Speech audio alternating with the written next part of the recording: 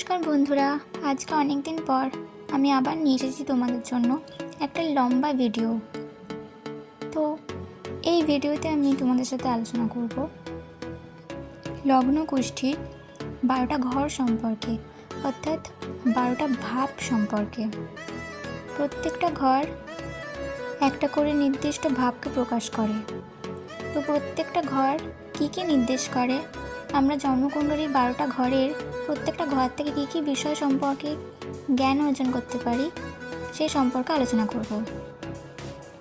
তো সবার প্রথমে আমি আলোচনা করব জন্মকুষ্ঠির ফার্স্ট ঘর, জন্মকুষ্ঠির প্রথম ঘর নিয়ে।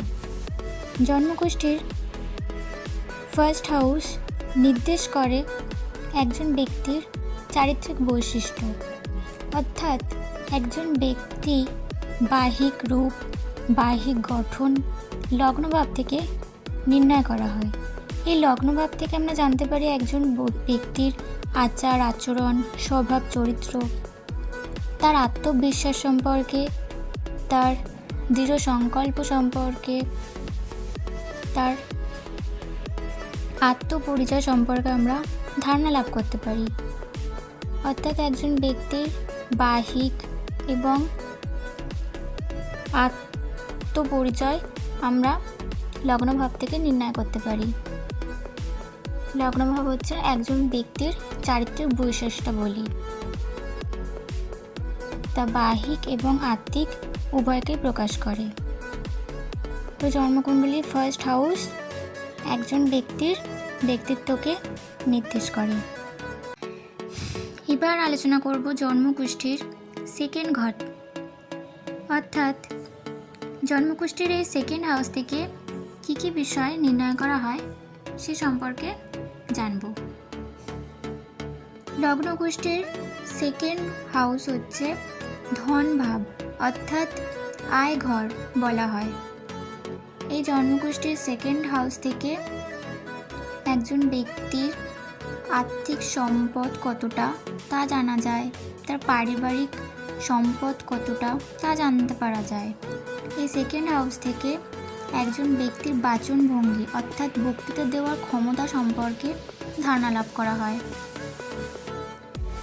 সেকেন্ড হাউস থেকে একজন ব্যক্তির সঞ্চিত অর্থ সম্পর্কে ধারণা পাওয়া যায়, তার পারিবারিক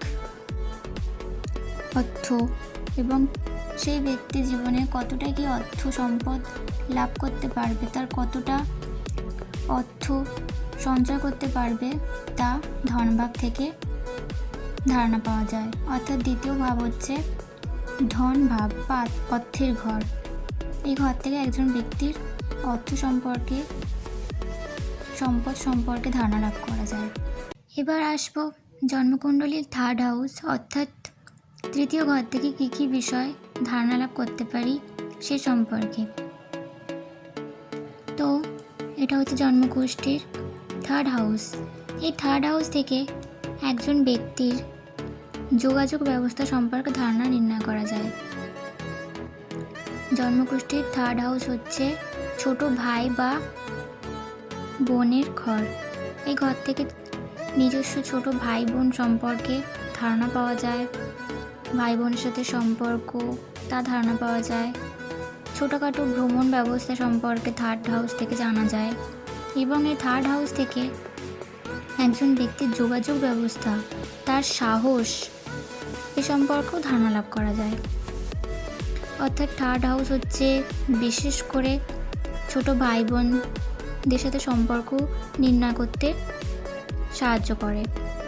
থার্ড হাউস ছোট ভাই বোন একজন ব্যক্তির সাহস, দক্ষতা, যোগাযোগ এবং ছোটোখাটো ভ্রমণকেও নির্দেশ করে থাকে। পরবর্তী পর্যায়ে আসবো চতুর্থ ঘর থেকে কী কী নির্ণয় করা হয়। তো লগ্নকুষ্ঠির চতুর্থ ঘর নির্ণয় করে মাতৃভাব, অর্থাৎ চতুর্থ ঘরকে বলা হয় মাতৃভাব। এই ঘর থেকে একজন ব্যক্তির মায়ের সঙ্গে সম্পর্ক বিশ্লেষণ করা হয়, জমি জায়গা, তার বাড়ি এসবও চতুর্থ ঘর থেকে নির্ণয় করা হয়। এই চতুর্থ ঘর থেকে তার মায়ের সঙ্গে সম্পর্ক,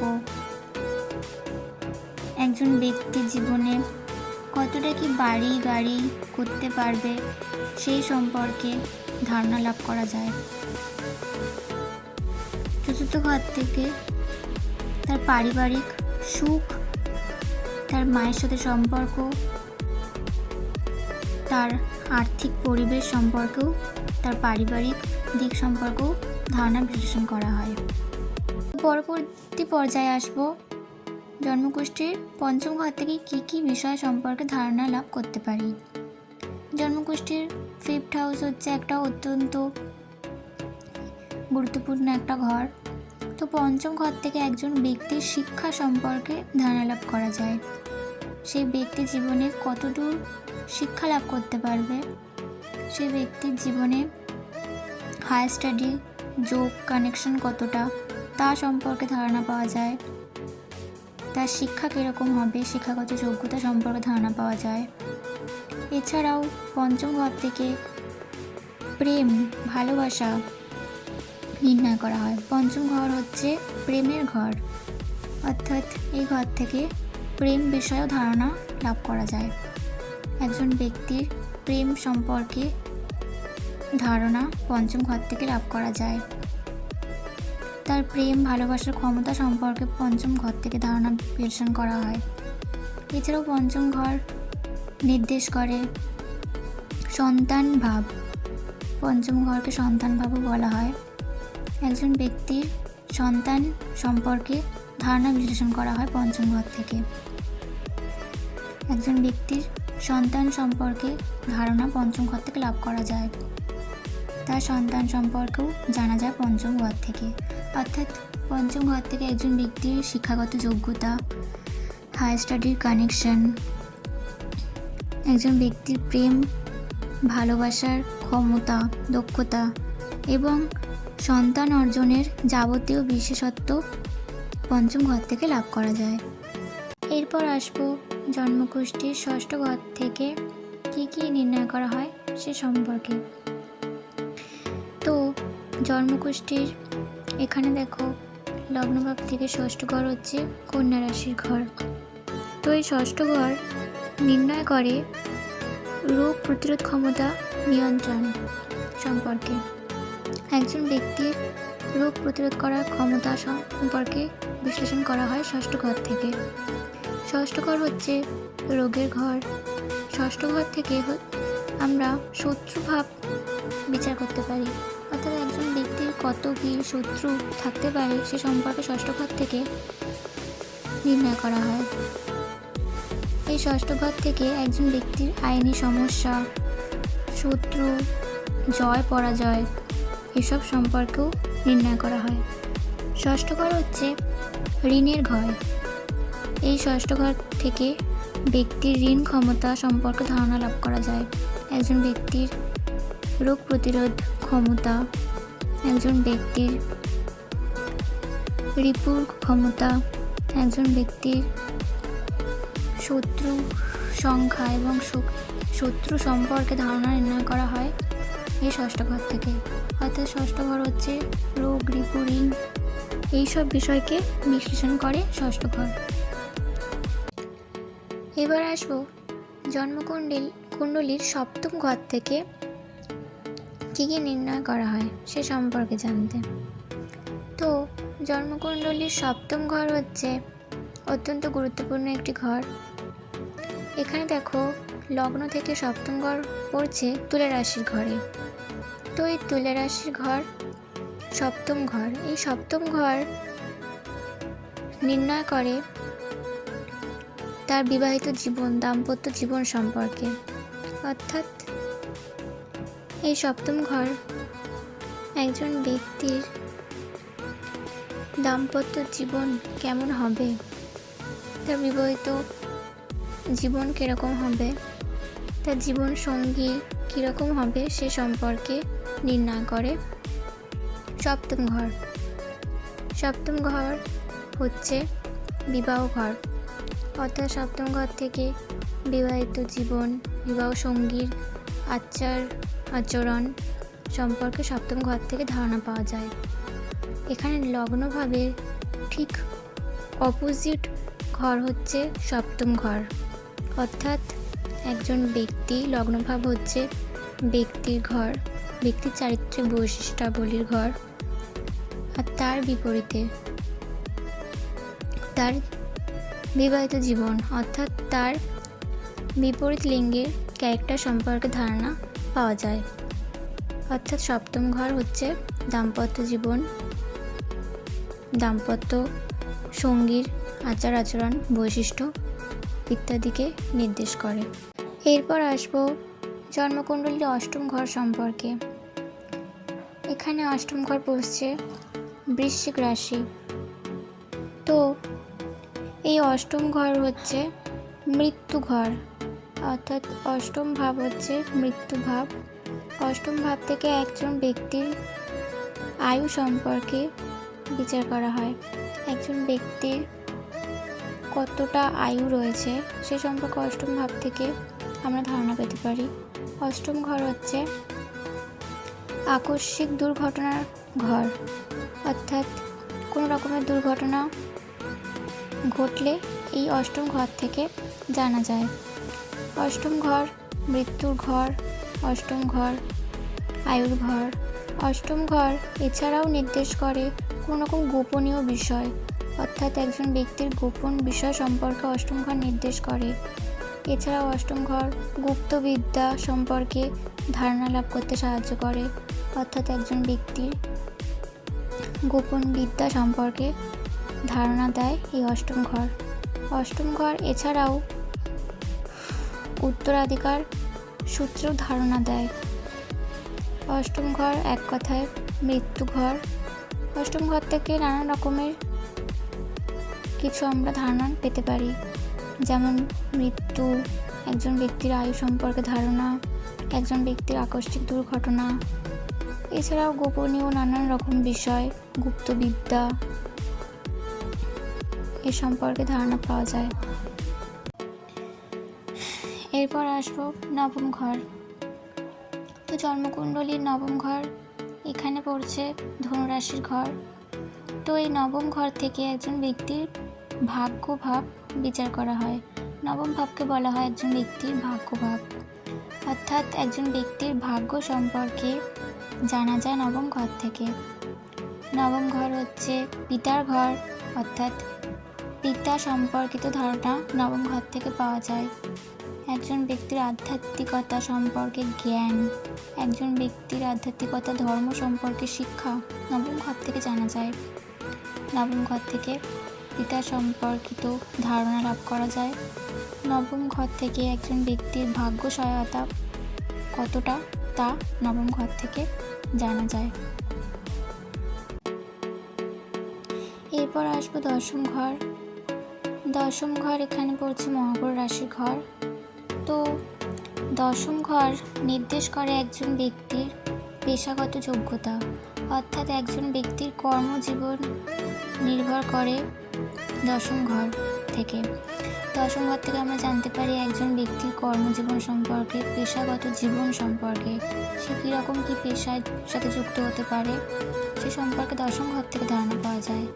দশম ঘর থেকে জানা যায় সে ব্যক্তির সামাজিক মর্যাদা, তার খ্যাতি, তার যশ, তার নাম, সামাজিক পদমর্যাদা সম্পর্কে দশম ঘর থেকে ধারণা পাওয়া যায়।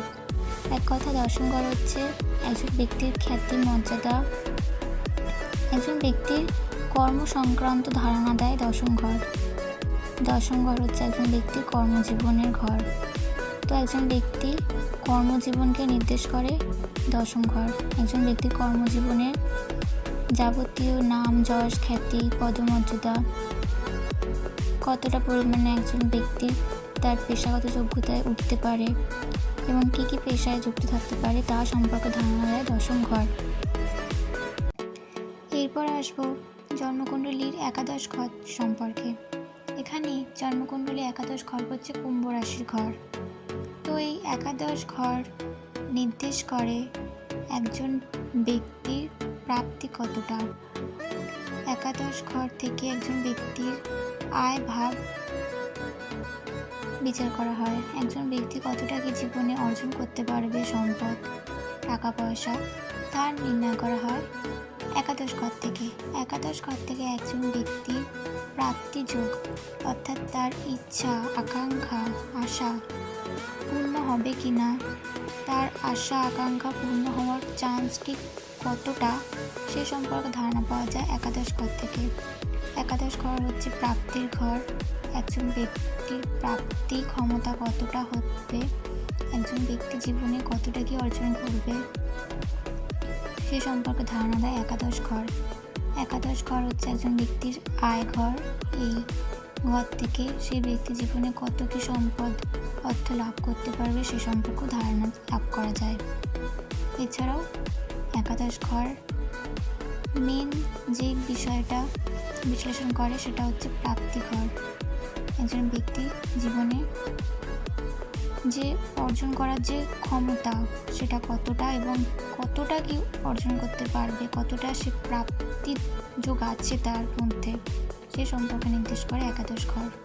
এরপর আসবো জন্মকুষ্ঠির শেষ ঘর সম্পর্কে জানতে।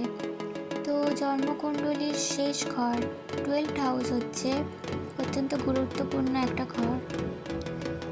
এই দ্বাদশ ঘর হচ্ছে ব্যয়ের ঘর, অর্থাৎ একজন ব্যক্তির কতটা কি লোকসান হতে পারে, কতটা কি অর্থ ব্যয় হতে পারে সে সম্পর্কে ধারণা দেয় জন্মকুণ্ডলীর দ্বাদশ ঘর। জন্মকুণ্ডলীর দ্বাদশ ঘর থেকে একজন ব্যক্তি মোক্ষ লাভ করতে পারবে কিনা সে সম্পর্কে ধারণা পাওয়া যায়। অর্থাৎ দ্বাদশ ঘর হচ্ছে মোক্ষ লাভের ঘর, দ্বাদশ ঘর হচ্ছে আধ্যাত্মিকতার ঘর, দ্বাদশ ঘর হচ্ছে একজন ব্যক্তির ব্যয়ের ঘর। এছাড়াও দ্বাদশ ঘর থেকে নির্ণয় করা হয় তার শয্যা ঘর। দ্বাদশ ঘরকে শয্যা ঘর বলা হয় তার কারণ দ্বাদশ ঘর থেকে একজন ব্যক্তির রোগ সম্পর্কেও ধারণা পাওয়া যায়। অর্থাৎ দ্বাদশ ঘর মোক্ষ লাভের ঘর। দ্বাদশ ঘর থেকে একজন ব্যক্তির মুক্তি, মোক্ষ, আধ্যাত্মিকতা সম্পর্কে ধারণা পাওয়া যায়। একজন ব্যক্তির শয্যা সম্পর্কে এবং ব্যয়ভাব সম্পর্কেও ধারণা পাওয়া যায় দ্বাদশ ঘর থেকে। দ্বাদশ ঘর হচ্ছে অত্যন্ত গুরুত্বপূর্ণ একটি ঘর। জন্মকুণ্ডলীর 12টা ঘরই অত্যন্ত গুরুত্বপূর্ণ। এক একটি জীবনের এক একটি বিষয়কে নির্দেশ করে এক একটা ঘর, সুতরাং প্রত্যেকটা ঘরই অত্যন্ত গুরুত্বপূর্ণ। তো আজকের ভিডিও এই পর্যন্তই। জন্মকুণ্ডলীর 12টা ঘর কী কী বিষয়কে নির্দেশ করে সে সম্পর্কেই আজকের এই ভিডিও ছিল। তো ধন্যবাদ সবাইকে ভিডিওটা দেখার জন্য। সবাই লাইক আর সাবস্ক্রাইব করে দিও। অনেক অনেক ধন্যবাদ। সবাই ভালো থেকো। আজকে এটুকুই, দেখা হচ্ছে পরের ভিডিওতে।